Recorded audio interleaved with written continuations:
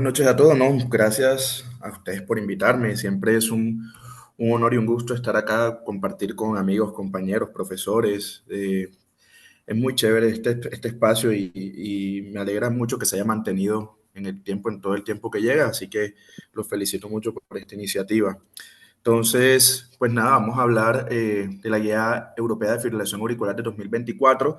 Y si bien se está inaugurando esta sección, quiero hacer un llamado, digamos que a la reflexión cuando leemos guías, y muy bien nos los decía mucho nuestra doctora Rita Sierra, la jefe del departamento en ese momento de medicina interna, cuando dice la especialidad, y uno no lo entiende sino quizás hasta un poquito después, que las guías son para expertos. O sea, antes de nosotros agarrar una guía debemos convertirnos en expertos en el tema, ya que podemos caer en sesgos al interpretar las guías sobre recomendaciones, ya que al final del día esto es un grupo de personas que con la evidencia, la mejor evidencia, entre comillas, disponible, toman unas conductas y quieren o desean que todas las sigamos, ¿cierto? Entonces, como ese llamado de atención y bueno, sin más que decir, continuemos. Mis conflictos de interés para esta charla es ninguno, ya estoy aburrido de no tener conflictos de intereses, pero efectivamente no tengo. Y pues para recordar esta grado de recomendación de evidencia, clase uno que está recomendado indicado, clase 2 se divide en A y en B, que en A es que debería ser considerado, B es como que sí, como que no, y 3 es que no está recomendado. Y A, B y C, A es de ensayos clínicos aleatorizados varios o metaanálisis, B que tenga un solo ensayo clínico aleatorizado o un metaanálisis o estudios, digamos que grandes no aleatorizados como estudios observacionales, y C, pues es una opinión de expertos. Entonces, pues repasando un poquito, digamos que la importancia de repasar FA, pues que es la arritmia más frecuente en el mundo realmente. A la expectativa de vida ha aumentado y con esto ha aumentado la prevalencia de fibrilación auricular. Es una enfermedad que es molesta, que es costosa, que hospitaliza, que mata. Entonces, digamos que por eso cobra tanta importancia. Y realmente, pues lo que les decía, entre más adultos, más FA hay, como cada vez hay más pacientes que llegan a más edad, más fibrilación auricular vamos a tener. En Colombia, pues realmente, pues siempre como todo lo que pasa con los datos epidemiológicos en Colombia, mucho, creería yo que mucho subregistro, porque pues pareciera que en el centro del país, en las capitales, es donde hay más FA y en la periferia no, pero seguramente todo esto es gran parte de subregistro, pero sabemos que tenemos una alta prevalencia de fibrilación auricular en nuestro medio. Y que para repasar un minuto de fisiopatología, sabemos que hay muchas, digamos que muchas formas de que aparezca la fibrilación auricular, pero va a depender primero de unos disparadores que usualmente están en las venas pulmonares. Eh, Estos van a generar actividad, actividades o unos disparadores, una actividad ectópica. El remodelado auricular y el área de fibrosis van a servir como sustrato para tener un mecanismo de reentrada y al final se van a mantener con estos mecanismos de reentrada y estas actividades ectópicas, va a sostener la fibrilación auricular. De primer diagnóstico, paroxística, persistente y permanente. Esto realmente poco ha cambiado. Y aquí ya empezamos a tocar un tema álgico. Entonces tenemos que la FA clínica es la fibrilación auricular que está documentada en un electrocardiograma y que tenga una duración mínima, pues puede ser variable, va a depender del escenario, pero idealmente lo que siempre hemos sabido es que nos han dicho que la FA debe durar 30 segundos, ¿cierto? Y que hoy en día tenemos un escenario que es la fibrilación auricular subclínica o la fibrilación auricular detectada por dispositivos, que son, digamos que, episodios, como su propio nombre lo dice, pacientes que no, además de que no tengan síntomas, que realmente los síntomas quizás es lo que menos importa, es en un paciente que está siendo vigilado por un dispositivo, usualmente un monitor, un marcapasos, un reloj, lo que sea, pero siempre debe confirmarse por un clínico en un electrocardiograma. Entonces aquí empezamos ya, es No, un grado de evidencia 1A y nos dan... es un- ¿Aló? ¿Alguien intenta hablar o se le abrió el micrófono? No, ok, continúo. Entonces, ¿qué nos dice la guía? ¿Y por qué digamos que este ya empieza a ser un punto duro de masticar? porque los dispositivos, los relojes inteligentes llegaron para quedarse. Eso es una realidad. Cada vez nos consultan más pacientes con episodios de fibrilación auricular detectados por un reloj inteligente y no nos hemos puesto de acuerdo, no sabemos qué hacer. ¿Qué nos dice la guía? Pues nos recomienda que los dispositivos de pronto de generaciones más antiguas que usan fotopletismografía no los usemos para diagnosticar, pero ya estos nuevos dispositivos, estos Apple Watch o los últimos de Samsung, ya estos hacen una derivada, o sea, hacen un electrocardiograma de una derivada. Entonces, con esto la guía sí nos dice, listo, esto sí sirve para hacer diagnóstico. Entonces, y cuando uno se empieza a buscar, bueno, estos relojes sí sirven, no sirven, uno se encuentra con una cantidad de literatura que te dicen que esto es lo mejor del mundo, que el rendimiento de estos dispositivos del Apple Watch tiene área bajo la curva de 0.96, con unos metaanálisis que son impresionantes, pero que nos damos cuenta, son estudios observacionales, la heterogeneidad es altísima en todos los estudios y otra cosa muy importante, estos dispositivos tienen sus patentes y esas patentes no están liberadas, o sea, nosotros realmente a la luz del día no sabemos cómo hacen el diagnóstico. Lo que podemos hacer es compararlos con lo que nosotros hacemos diagnóstico y al parecer sí funciona. Entonces, esta es una discusión que se da en congresos, que se da en aulas, que se da en muchas partes. Bueno, ¿llega este paciente con el reloj, sí o no? Mi conclusión personal es, si es un reloj de última generación, le puede sacar un trazo de una derivada y el paciente tiene factores de riesgo para presentar fibrilación auricular y además tiene factores de riesgo para tener alto riesgo embólico, pues obviamente hay que prestarle atención a este paciente, hay que tratarlo como si fuera una fibrilación auricular. Pero esto es muy debatido, entonces, pues bueno, digamos pero la realidad es que esto llegó para quedarse y parece que cada mes le están dando más importancia a esto, entre otras cosas por la alta prevalencia de fibrilación auricular en el mundo. Entonces, bueno, la guía trae digamos que diagrama centrado en el paciente y siempre nos hacen mucho hincapié de que las decisiones deben ser compartidas y nos dan este acrónimo de CARE, que es comorbilidades, evitar el stroke, los síntomas, el control de ritmo y la evaluación dinámica. Entonces, en lo que tenemos evidencia clara, no me voy a detener mucho. Por ejemplo, el manejo de las comorbilidades es fundamental, es fundamental. Por eso a estos pacientes se recomienda que crear programas de fibrilación auricular. Pues yo he tenido la fortuna de participar en un programa de fibrilación auricular en mi residencia de cardiología, en una clínica que acaba de ganar un premio internacional y la verdad es que la diferencia es brutal. O sea, es brutal el seguimiento de estos pacientes, el manejo de las comorbilidades, porque no es solamente centrado en si le hago control de ritmo, frecuencia o lo anticoagulo, no, porque todas estas intervenciones van a impactar positivamente en los desenlaces de FA y principalmente en la carga de FA, que tanto tiempo mi paciente está con fibrilación auricular, qué tan sintomático es y qué tanto daño le está haciendo.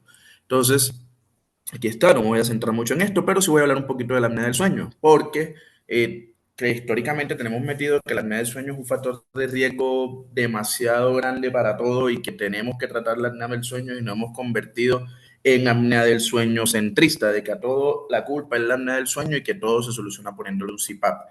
Y este es uno de los escenarios, incluido otros escenarios, pero este es uno de los escenarios donde el uso del CPAP realmente no ha demostrado una contundencia en la mejoría en cuanto a, digamos que, desenlaces duros. Obviamente, disminuye la velocidad en los estudios electrofisiológicos, disminuye la velocidad de conducción, disminuye el área de la aurícula izquierda, de la aurícula derecha, pero realmente un desenlace duro no ha disminuido hoy en día. ¿Y por qué llamo la atención esto? Porque a veces pacientes que podrían ser candidatos a terapias avanzadas de fibrilación auricular en muchos casos se retrasan sus intervenciones porque no necesitamos que el paciente primero se haga la polisonografía, después con la titulación de CPAP, es que no le sirve el CPAP, toca con BiPAP, es que no le queda, que sí, que no, hasta que no esté súper controladito y nos damos cuenta que en realidad a la FA no le hicimos ni cosquillas, es que avanzamos en las terapias. Entonces, pues obviamente hay que tenerlo en mente, hay que tenerlo en cuenta, la apnea del sueño es una realidad y una realidad muy prevalente, pero no deberíamos centrarnos en este escenario, por lo menos en fibrilación auricular. Por eso la guía da una recomendación 2B en cuanto al manejo de la apnea del sueño. En cuanto a evitar el tromboembolismo, pues bueno, esto es digamos que lo mismo que lo que ya sabemos. Llamo la atención también los pacientes. todo paciente que tenga FA, lo primero que uno tiene que pensar es, lo voy a anticoagular. Lo segundo que debo pensar es, ¿será que tiene un riesgo tan bajo que me permite manejarlo sin anticoagulación? Listo. Y ahí es donde ya yo aplico todas estas cositas que ya sabemos, el CHAS-VASc, o si tiene otras condiciones que independientemente del CHAS-VASc lo tengo que anticoagular o no, pues donde ya yo sí diría, bueno, este paciente tiene un riesgo embólico tan bajo que el beneficio clínico neto de usar una anticoagulación sopesando el riesgo de sangrado no me va a aportar un beneficio final. Listo. Pero, entonces, ¿con qué lo hacemos? Pues hay muchas, desde el CHATS del 2001, CHATS Basket del 2010, el ATRA, el Garfield, el CHATS modificado para los asiáticos. Esto se ha evaluado en muchísimas cortes de validación y rendimiento realmente. El área de la curva pasa el 0,7 apurado. Muchos tienen 0,6, 0,5, en otros 0,8, pero realmente una estratificación del riesgo embólico con estas escalas muchas veces nos quedamos cortos, muchas veces nos quedamos cortos. Entonces, la guía, pues, que nos da una recomendación de que cada vez debemos buscar formas más simplificadas de estratificar el riesgo embólico, recomienda usos de puntuaciones más simples y tenemos, digamos que uno de los grandes cambios fue el cambio del CHATS-VASc por el CHAT-VA, que sacaron el sexo de las categorías. Y digamos que había mucho, se discutió y hubo muchos motivos que no incluyeron a los pacientes con identidad de género en terapia hormonal, que el sexo sí o no es un factor de riesgo embólico. Entonces, es lo que hay. La guía europea recomienda hoy el uso del CHATS-VA.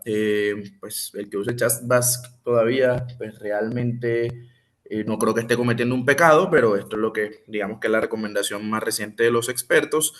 Sin embargo, pues aquí, bueno, y sigue siendo lo mismo, pues solo que este paciente, el que tenga dos, se va a anticoagular con recomendación 1A y el que tenga uno se va a anticoagular con indicación 2A. La pregunta es, ¿quién no anticoagula a un paciente con un CHATS-VA de 1? Creo que nadie. Creo que nadie, a menos que tenga un riesgo de sangrado altísimo. Entonces, obviamente, los pacientes que tengan miocardiopatía hipertrófica, amiloidosis, que tengan válvulas estenosis mitral severa o moderada, que tengan válvula mecánica, estos pacientes no se le aplica CHAS-VASc, ni CHAS-VA, ni Garfield, ni nada. Estos pacientes deben ser anticoagulados porque su riesgo trombótico es bastante elevado. Los anticoagulantes, no me voy a detener en esto, ya esto lo conocemos también. Y sí, ahorita que terminemos le voy a pasar este articulito que me pareció muy interesante, que digamos que hay que tener un poco de cautela porque el riesgo embólico de los hombres y las mujeres es diferente, no es el mismo, y esto no solamente es de este artículo, esto lo sabemos desde hace mucho tiempo. Sin embargo, como estamos anticoagulando desde escenarios muy tempranos, pues digamos que ahí es donde podríamos tener una ventaja en simplificar las cosas y no mirar el sexo como una variable, ¿cierto? Entonces, vamos a tocar otro puntico complejo que es la anticoagulación en enfermedad renal crónica. Pues ha probado los anticoagulantes rivaroxaban, apixaban y edoxaban en Europa con tasas entre 15 y 29, aunque sabemos cuáles fueron las tasas de los estudios pivotales. Dabigatran no, porque es el que más tiene, digamos que depende de eliminación renal, por eso no está indicado por debajo de 30, e incluso nosotros casi que no usamos Dabigatran por unos punticos muy específicos en el estudio de derivación del dabigatran, preferimos rivaroxaban y apixaban, pero hoy en día no existe una recomendación a favor, bueno, me cambio mis palabras, no existe una evidencia a favor del uso de anticoagulación en pacientes con enfermedad renal crónica en hemodiálisis. Y aquí empezamos con el Trenaleyev, que es el famoso estudio que le quitaron los recursos, entre comillas, pero en realidad lo que pasó en el Trenaleyev fue que se empezaron a morir los pacientes que estaban anticoagulados con apixaban y por eso se suspendió tempranamente. Pero no, a las personas, a los investigadores se les acabó la plata, entonces por eso se les acabó el estudio. Y el Axadia IFNET 8, que también es un ensayo clínico abierto de no inferioridad, realmente no hubo diferencias estadísticamente significativas. En este se comparó apixaban versus anticoagulantes y nivel de vitamina K, y tampoco hubo, o sea, no hubo desenlaces a favor de una terapia a la otra. Pero lo que siempre vemos en todos estos estudios es que los eventos de sangrado son altísimos, son altísimos, son altísimos. Entonces, paciente que tiene enfermedad renal crónica en hemodiálisis, su riesgo de sangrado es altísimo, tanto por la misma enfermedad renal crónica como por la propia hemodiálisis. Entonces, estos pacientes realmente es una decisión de grupo, termina siendo una decisión de grupo. Muchos anticoagulan cuando los riesgos trombóticos son altísimos. Muchos buscan otras estrategias de disminuir el riesgo trombótico sin anticoagulación. Muchos dejan sin anticoagular y creo que también es una conducta válida explicándole al paciente los riesgos y beneficios de la intervención. Entonces vemos que aquí no hubo realmente diferencias y les traigo esta tablita de cuando uno se va a la página donde está la guía y busca las tablas de las referencias. Ellos citan estos tres estudios, que es el AXAYA, el AFNET 8, que ya les comenté. No hubo diferencias en seguridad en ningún desenlace. Este metaanálisis y revisión sistemática que fue con warfarina, y la warfarina está asociada a mayor riesgo hemorrágico y stroke en enfermedad renal crónica en estadio terminal. Y este fue uno que comparó DOAC con warfarina y que concluyó, con DOAC sangran menos, pero sangran bastante.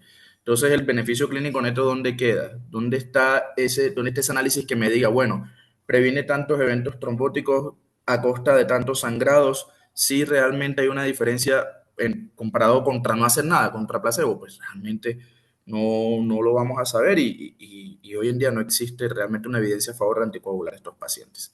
Sin embargo, la guía americana da una recomendación, esta guía no da una recomendación puntual, simplemente hace un apartado en el texto. Entonces, anticoagulación, aquí no me voy a detener. Hoy por hoy, la gran mayoría de pacientes deben ir con anticoagulante directo. Hay una recomendación, pues, que si tienes un paciente mayor de 75 años, ¿cierto? Con niveles terapéuticos en meta y que tiene polifarmacia, pues podría continuar con warfarina en caso de que esté, pero es una recomendación realmente 2B. La idea es que el paciente que esté con warfarina tenga el tiempo en rango terapéutico mayor al 70% y sabemos que eso es muy difícil en varios escenarios. Muchos sí lo logran, pero por ejemplo, en el enfermo renal crónico, menos del 50% están en rango terapéutico. Entonces, bueno. Y hablar un poquito de la fibrilación auricular detectada por dispositivos. ¿Estos pacientes será que se benefician de anticoagulación o no? Esto también es un bache en la evidencia que poquito a poquito se ha ido rellenando. Empezamos con el ACERT. El ACERT fue un estudio que realmente no más viejito, este se aleatorizó en pacientes que tenían fibrilación auricular subclínica o taquiarritmias atriales detectados por dispositivos y también se hizo una intervención de sobreestimulación continua atrial que se demostró que no servía para nada. Entonces, obviamente, estos pacientes se anticoagularon y hubo un beneficio, pero cuando empezamos a ver cuánto duraban los episodios, vemos que los que realmente se beneficiaron más fueron los que empezaban desde más de 6 minutos hasta los que tenían más de 24 horas de duración, tenían un riesgo muy similar a los pacientes con fibrilación auricular clínica o se comportaban como un paciente con fibrilación auricular. Entonces, vemos acá, entonces los que realmente se beneficiaron en este estudio fueron los que más les duraba la FA, ¿cierto? Entonces, aquí está. Entonces vemos fibrilación auricular de 6 minutos a 6 horas, de 6 horas a 24 horas y fibrilación auricular de más de 24 horas detectada por dispositivo fueron los que realmente tuvieron un riesgo embólico muy similar a los pacientes que tenían FA. Entonces luego el NOAFNET 6, que este fue edoxaban versus aspirina, este estudio fue un estudio negativo, no hubo desenlaces a favor del uso de edoxaban versus placebo. En cuanto al compuesto de stroke, de embolismo sistémico, muerte, y hubo, sí, digamos que mayor sangrado, muerte por cualquier causa, que realmente fue un desenlace mayor numéricamente, ¿cierto? Entonces tampoco hubo un beneficio, pero la artesia, aquí ya empezamos a ver un beneficio con apixaban, con los ritmos arteriales que duraban entre más de 5 minutos. Digamos que el pecado de este estudio fue que se comparó contra aspirina. Preguntes por qué. ¿Quién le da aspirina a una fibrilación auricular clínica, subclínica de ningún tipo? No está indicado los antitrombóticos, los antiplaquetarios, y obviamente pues hubo una diferencia a favor de sangrado en apixaban, pero probablemente si no hubiese sido comparado con aspirina, los sangrados hubiesen sido muchísimo mayores en el grupo de apixaban. Entonces, vemos que hubo menos eventos trombóticos, pero hubo eventos de sangrado, fueron mayor en el grupo apixaban, inclusive cuando se comparó con antiplaquetarios. Entonces, hoy la recomendación es idealmente que duren más de 5 minutos y que tengan un riesgo embólico significativo y le dan un grado de recomendación 2A para anticoagular. ¿Qué otras opciones tenemos? El cierre percutáneo de auriculilla. Hay que tener en cuenta que estos pacientes los que se benefician son principalmente no, se benefician los que tienen fibrilación auricular que no están asociados a estenosis mitral severa o moderada o a válvulas mecánicas. ¿Por qué? Porque sí se ha visto que en este grupo de pacientes que no tienen estas condiciones, más del 90% de los coágulos se forman en la auriculilla, pero en el grupo de estenosis mitral o de válvulas mecánicas no es así. Entonces, esta es una estrategia para pacientes que no tengan valvulopatía mitral, ¿cierto? Y principalmente para pacientes que tengan contraindicación de anticoagulación a largo plazo, varios dispositivos de varias casas comerciales. Esto también hay mucho de qué hablar. ¿Por qué? Porque estos pacientes, una de sus principales complicaciones es la trombosis del dispositivo. Con las técnicas de ecografía intracardíaca con ICE, mejorando la posición del dispositivo, evitando las fugas residuales, se han mejorado estos desenlaces, incluso unos estudios farmacodinámicos eh, o refieren que la activación plaquetaria en este caso no es la causal de la trombosis del dispositivo. Entonces, inclusive hay estudios corriendo de que no hay que ponerles antiplaquetarios a estos dispositivos. Hoy por hoy sí, porque se usaron como, digamos que fueron los estudios que diseñaron estos dispositivos, requieren antiagregación, pero es una estrategia para evitar la anticoagulación. Entonces, de esto todavía hay mucho que hablar, se está escribiendo mucho todavía, pero es una estrategia, existe, está disponible y pacientes que no puedan ser anticoagulados a largo plazo, esta es una estrategia que es, digamos que, asequible, digamos que es plausible utilizarla.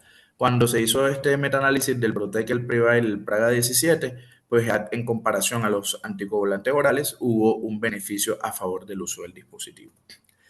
Hoy por hoy, a un grado de recomendación 2B, C es un escenario que es bastante, también termina siendo una decisión de grupo. Y el cierre quirúrgico, pues a los pacientes que van para cirugía cardíaca, hay que cerrar la auriculilla. Esto sí está completamente claro que el paciente que se vaya a operar por cualquier otra cosa, cierra la auriculilla, impactamos en múltiples desenlaces y realmente no se aumentan los tiempos ni de pinza ni de bomba. Entonces, digamos que vamos a disminuir los eventos trombóticos. En este escenario, si el paciente viene anticoagulado, debe continuar anticoagulado. No es para suspender la anticoagulación. También hay opciones de cierre eh, endoscópico, pues se puede hacer por toracoscopia, pero no tenemos los dispositivos disponibles, pues el Alirat, hasta donde tengo entendido, no lo tenemos disponible, que tienen mejores, digamos que desenlaces como los dispositivos percutáneos, pero también serán como estrategias digamos que en pacientes que tengan contraindicación de anticoagulación a largo plazo. Entonces, control de ritmo y frecuencia, esto también es mucho de lo que ya sabemos, voy a intentar pasarlo rápido. Lo que sí les quiero dejar es que el mejor ritmo en el que puede estar un paciente es el ritmo sinusal. El ritmo sinusal es casi que una terapia, o sea, hay que buscar el ritmo sinusal cada vez que se pueda. Vamos a ver, hay diferentes estrategias para esto. Vamos a empezar pues con control de frecuencias. En los escenarios agudos, pues realmente se recomienda el control de frecuencia, no debemos buscar una estrategia de control de ritmo a menos de que nuestra paciente esté inestable, idealmente menos de 110 latidos por minuto como aproximación inicial y la idea es llevar a unas frecuencias inclusive más bajas. Y tenemos pues esto ya es lo mismo de siempre, no me voy a detener tampoco mucho en esto.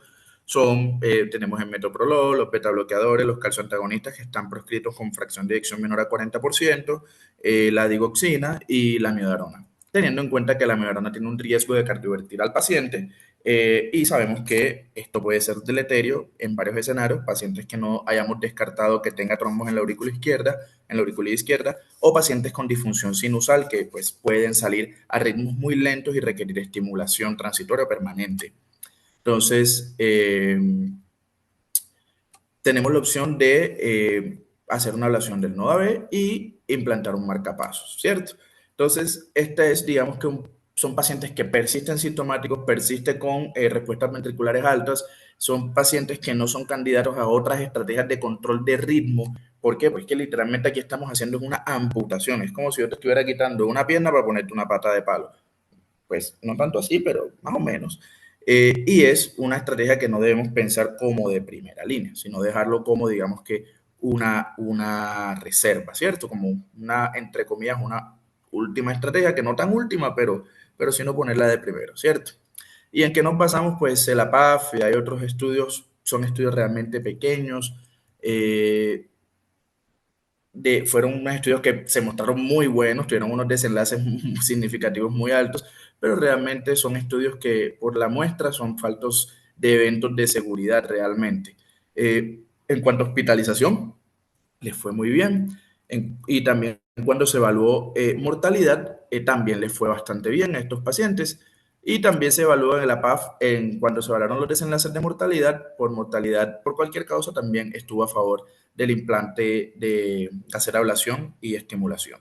Entonces, pues aquí tampoco me voy a detener mucho. Sabemos que es una estrategia que siempre tenemos que pensarlo. Eh, Les repito, el mensaje de esta charla es salir de la inercia terapéutica de la fibrilación auricular, que tenemos terapias avanzadas, que tenemos implantes de dispositivos, que tenemos cierres percutáneo de orejuela, que no todos los pacientes son metoprolol y apixaban y pare de contar. Entonces tenemos alternativas en nuestro medio para, digamos que, enfrentar esta enfermedad.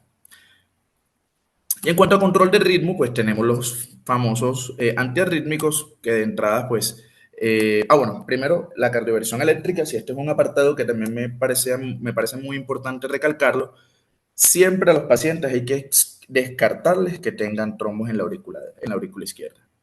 Este cuento de que la fibrilación auricular le empezó hace 48 horas, ese cuento no se lo come nadie y nadie se lo debería comer.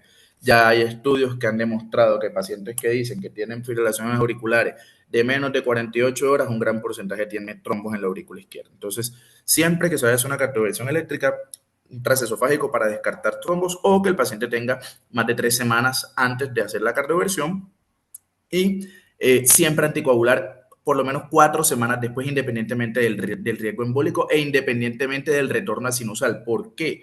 Porque estos pacientes con la cardioversión hacen fenómenos de aturdimiento atrial, la aurícula queda tonta y es protrombótica. Entonces, por lo menos estos pacientes deben estar anticoagulados 4 semanas después. Obviamente que esté inestable hemodinámicamente, no hay que pensarlo mucho, hay que intentar retornarlo a sinusal, siempre y cuando la causa de la inestabilidad sea la fibrilación auricular. Y ese también es otro punto importante, porque muchos pacientes van a llegar infectados, van a llegar anémicos, van a llegar hipertiroideos, y los vamos a ver con unas respuestas ventriculares entre 140 y 150.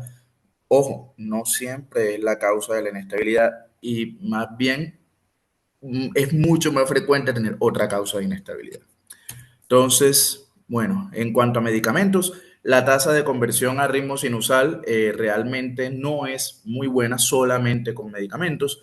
Eh, Se recomienda que si se va a hacer una cardioversión eléctrica se haga dual, cuando la cardioversión es electiva, que el paciente ya que tenga tanto medicamentos como pues tanto la cardioversión eléctrica aumenta la tasa de éxito.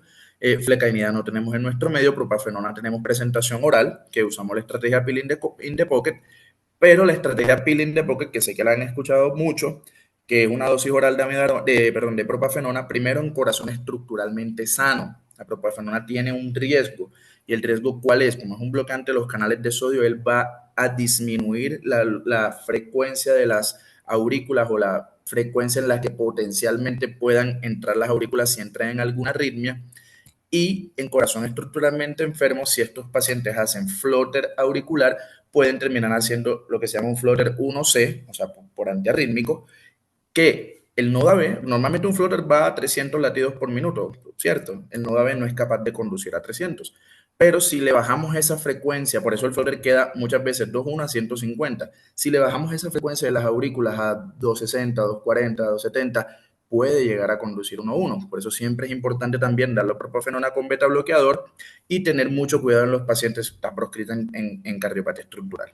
Y otra cosa es que los pacientes deben verificarse que la estrategia funciona. O sea, este paciente debe estar en observación, darle el medicamento, ver que retornó a sinusal y ahí sí recomendarlo, ¿cierto? Mientras tanto, idealmente no. Amiodarona, pues tenemos en nuestro medio. El problema es que se demora de 12 horas a días en cardiovertir. Entonces, pues tampoco digamos que es la mejor opción. Y tener en cuenta que la amiodarona intravenosa por su vehículo genera hipotensión.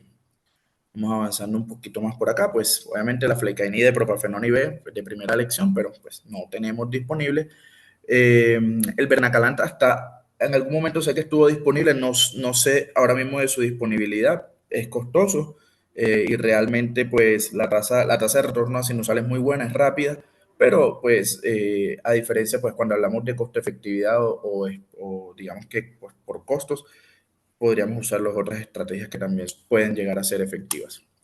Entonces, lo que les decía, el peeling de pocket debe ser evaluado y debe ser verificado. Y obviamente los pacientes que tengan disfunción sinusal, que tengan QT prolongado, que tengan trastorno de la conducción AB, pues hay que tener mucho cuidado con los riesgos de problema porque estos pacientes pueden salir a ritmos lentos que potencialmente pues, van a requerir estimulación temporal o permanente.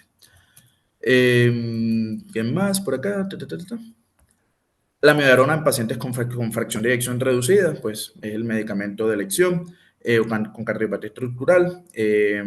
La dronaderona en pacientes pues controla el ritmoplazo, eh, principalmente pacientes con fracción de eyección conservada. Sabemos que en fracción de eyección reducida aumenta la mortalidad. Y pues en los pacientes lo que les decía, pues a menos de que el paciente tenga ya una estrategia de estimulación, un marcapasos, no administrar antiarrítmicos en pacientes con trastornos de la conducción, porque obviamente los van a enlentecer y bloquear más. Y la ablación o el aislamiento de venas pulmonares es también otra de las cosas que quería llamar la atención, pues está disponible, está en nuestro medio, es una estrategia que es muy buena, no es una estrategia curativa, es una estrategia que va a disminuir la carga de fibrilación auricular, principalmente para pacientes de fibrilación auricular paroxística e idealmente con aurículas que no tengan dilatación severa, idealmente en pacientes con aurículas de tamaño normal, ¿cierto? Entonces, traje varios estudios, el Cabana, que realmente el Cabana es un estudio negativo, porque su endpoint primario no fue estadísticamente significativo, fue un estudio negativo que quisieron vender como positivo, con desenlaces subrogados, como el compuesto de muerto de hospitalización de causa cardiovascular, que principalmente fue jalado por hospitalización, y por calidad de vida, por otra publicación que se hizo del Cabana, pero en mortalidad por cualquier causa realmente no impactó.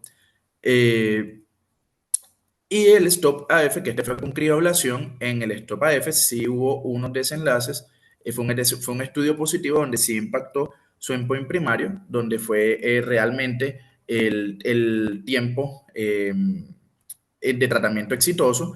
Y es muy importante que haya un periodo de blanqueo que estos pacientes, a pesar de que se les haga el aislamiento de venas pulmonares y estén en sinusal, deben continuar con antiarrítmicos por lo menos durante 90 días. Esta no es una estrategia para suspender la anticoagulación. Incluso el aislamiento de venas pulmonares es un procedimiento protrombótico porque se hacen lesiones en el endocardio, se expone el tejido y esto es protrombótico. Estos pacientes deben estar anticoagulados por lo menos 2 meses. Entonces, en pacientes que tengan contraindicación de anticoagulación, no vamos a pensar en aislamiento de venas pulmonares para disminuir el uso de anticoagulantes, porque estos pacientes deben continuar anticoagulados. Incluso tiene más riesgo trombótico mientras se epiteliza nuevamente el tejido. Como primera línea, sí, podría ser utilizado como primera línea, sin embargo, el RAFT, que también es otro estudio negativo, pues en comparación con pacientes que toleran bien la arritmia, que se mantienen en sinusal la mayor parte del tiempo, que son muy poco sintomáticos, realmente se puede discutir con el paciente beneficios y riesgos del procedimiento, se podría considerar. ¿Cierto? Y principalmente en pacientes paroxísticos. En los pacientes persistentes ya son más problemáticos porque estos pacientes la tasa de recurrencia a ritmo de fibrilación auricular suelen ser más altas, son aurículas que son más grandes, son aurículas que están más fibrosadas, pueden tener más, digamos que más inconvenientes después del procedimiento. Entonces, y en pacientes con fracción de eyección de Febbre reducida, definitivamente esto es una recomendación 1A. A estos pacientes, principalmente el que hace disfunción ventricular mediada por la arritmia, diferente al que tiene ya una disfunción ventricular de alguna otra etiología y genera fibrilación auricular. Y este es el Camera MRI, que pues es un estudio positivo. Y esto, digamos que es lo que se sustenta de que los pacientes que no tenían realce tardío en la resonancia, o sea, que eran disfunción ventricular mediada por arritmias, fueron los que más se beneficiaron, o ellos llaman superrespondedores, ¿cierto? No estoy diciendo que los que no tengan, o los que tengan una disfunción ventricular de otra etiología no se beneficien, no. Pero los que primero tenemos que tener en la cabeza son estos que hacen disfunción ventricular mediada por arritmia. Estos pacientes deberían volver a sinusal sí o sí. Eh, bueno, y el CASEL-IF, que el CASEL, pues, son pacientes con falla cardíaca avanzada. Este fue un estudio de un solo centro, fue un estudio que fue, pues, de ablación por catéter, pacientes con NIJA de 2 a 4 y con FEBI menor al 35%, que, pero este fue, no, perdón, este es el otro es el HTX, este es el CASEL-IF solo, también está el HTX, que eran pacientes que iban para trasplante, que tuvieron unos desenlaces súper bárbaros, pero pues los CASEL han sido muy criticados porque son centros de muy alto volumen, son centros de mucha experiencia, son pacientes muy seleccionados, que digamos que han tenido como los mejores resultados con estos estudios, entonces pues obviamente tienen también sus limitaciones metodológicas. Sin embargo, son estudios positivos donde los desenlaces duros impactan por encima de la terapia médica en cuanto a hospitalización, muerte por cualquier causa o los desenlaces compuestos. Entonces, en conclusión, pacientes con fibrilación auricular y fracción de eyección reducida, estos pacientes, y alta probabilidad de que la miocardiopatía sea inducida por la arritmia, pues estos pacientes deben ser llevados a aislamiento de venas pulmonares siempre y cuando sean candidatos. Y pues ahora los pacientes que digamos que no sean, que uno piense que no están tan inducidas por la arritmia, su grado de recomendación disminuye. Lo que les comentaba, la anticoagulación se debe hacer 2 meses, independientemente del CHATS-BA, y por lo menos 3 semanas antes de la ablación con catéter si el paciente no tenía, pues el paciente con riesgo tromboembólico elevado. Esto es un poquito más de lo mismo. Y para finalizar, pues quise, pues para tener un espacio para la discusión, esta es como una tablita que es adaptada de la guía americana que me gusta mucho, que hay unos escenarios que están más a favor de control de frecuencia, hay unos escenarios que están más a favor de control de ritmo. Mientras más añoso sea mi paciente, mientras más tenga historia, o sea, tenga una FA de persistente o de larga duración o permanente, mientras menos síntomas tenga, mientras más fácil de controlar sea la frecuencia cardíaca, mientras las aurículas sean más grandes, pues obviamente estos pacientes se van a beneficiar más de un control de frecuencia. Hay pacientes que quedan en fibrilación auricular permanente, no es pecado tampoco, es una decisión compartida entre médico y paciente, que no se van a hacer intentos para retornar a ese ritmo sinusal y el paciente tolera bien su arritmia, tiene muy pocos síntomas e inclusive no le genera disfunción ventricular. Y ahora el otro paciente, que es el más joven, que uno busca una estrategia de control de ritmo, una FA de reciente diagnóstico por el NOAA-AFNET6, que demostró que estos pacientes que estaban en sinusal dentro del primer año de diagnóstico disminuían la mortalidad y muchos de estos pacientes se hicieron por aislamiento de venas pulmonares o antiarrítmicos, cualquiera de los dos. Eh, Hay un beneficio en hospitalización, incluso en mortalidad, mientras la frecuencia cardíaca sea más difícil de controlar, idealmente aurículas pequeñas, idealmente, pues si el paciente hace disfunción ventricular con mucha más razón, entonces pues ahí es donde va a tener mucho más beneficio las estrategias de control del ritmo. Entonces, nuevamente les digo, los mensajes que quiero dejarles, las guías son para expertos, quise traerles los puntos más controversiales porque de FA podemos hablar un mes entero y no terminar. Hay otros escenarios que no toqué, que también son polémicos, como fibrilación auricular posoperatoria de cirugía cardiovascular, que también hay unos baches muy grandes en la evidencia. Y bueno, dejo los micrófonos abiertos para empezar la discusión sobre esto. Muchísimas gracias.